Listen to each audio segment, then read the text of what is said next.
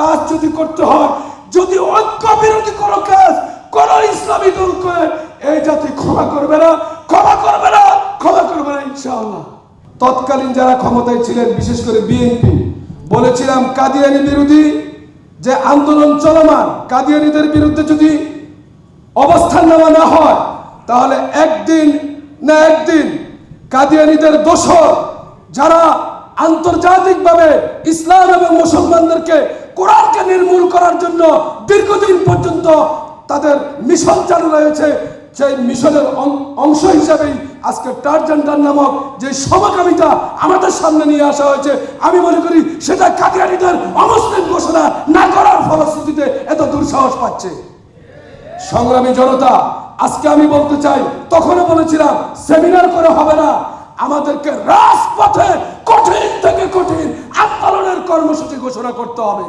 চলমান যেই 4 দফা 5 দফার দাবিতে আমরা সহমানা দলগুলা কর্মসূচি ঘোষণা করেছি, এই কর্মসূচির ভিতরে ট্রান্সজেন্ডারের বিরুদ্ধেও আমাদের কর্মসূচির অন্তর্ভুক্ত করতে হবে। এই দাবি যদি আমরা জোরালো না করি, সেমিনার সিম্পোজিয়াম আলোচনার ভিতরে যদি সীমাবদ্ধ রাখি, তাহলে তারা একদিন না একদিন আমাদের ঘরের ভিতরে ঢুকে পড়বে।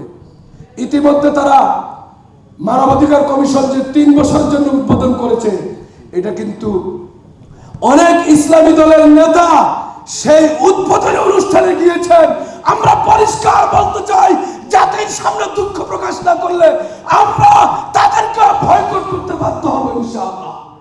কারণ ইসলামের নামে রাজনীতি করবেন আর সমকামিতার অফিসকে উদ্বোধনী অনুষ্ঠানে আপনি গিয়ে সেখানে প্রমাণ করেছেন আপনি ইসলামের পক্ষের শক্তি নয়।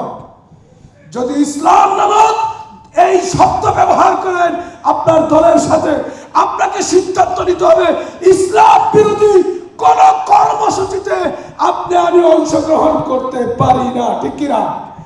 এই জন্য ইসলামী দলটার আমি নাম নেব না, ঐক্যের স্বার্থে, তবে ওনাদেরকে বলবো ঐক্যের বৃহত্তর কল্যাণে কাজ যদি করতে হয়, যদি ঐক্য বিরোধী কোনো কাজ কোন ইসলামী দল করে, এই জাতি ক্ষমা করবে না।